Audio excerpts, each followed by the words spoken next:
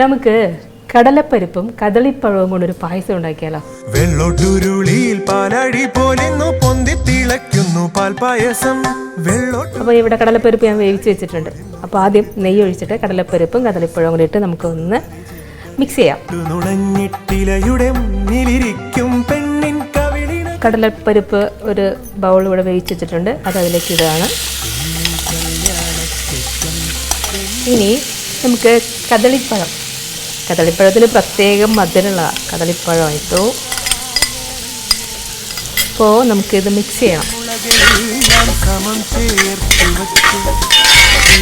ആ പഴം ഒന്ന് നെയ്യിൽ വെന്തിട്ടുണ്ട്. ഇപ്പോൾ വെന്തതിന് ശേഷം നമുക്ക് ശർക്കരപ്പാനി ഒഴിക്കാം. ഒരു 3/4 ബൗൾ മതി. നെയ്യും ശർക്കരയും കദളിപ്പഴവും കടലപ്പരിപ്പും കൂടെ ശർക്കരയിലും നെയ്യിലിട്ട് നന്നായി വരട്ടിയതിന് ശേഷം നമുക്കിതിനകത്തേക്ക് 2-ാം പാൽ ഒഴിച്ചു കൊടുക്കും.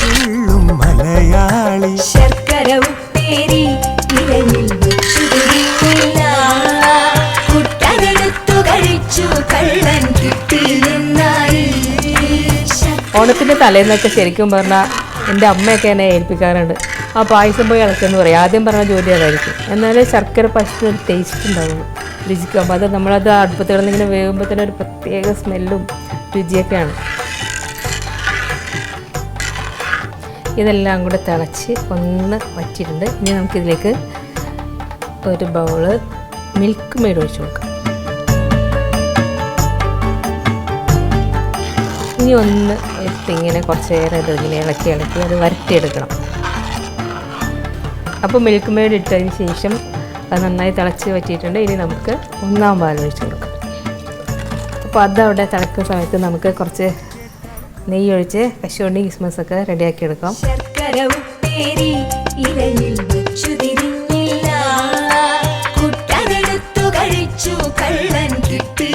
ഇനി നമുക്ക് ഇതിലേക്ക് ഏലക്കയുടെ ഫ്ലേവർ വേണമല്ലോ. അപ്പോൾ ഏലക്ക പൗഡർ ആഡ് ചെയ്തു.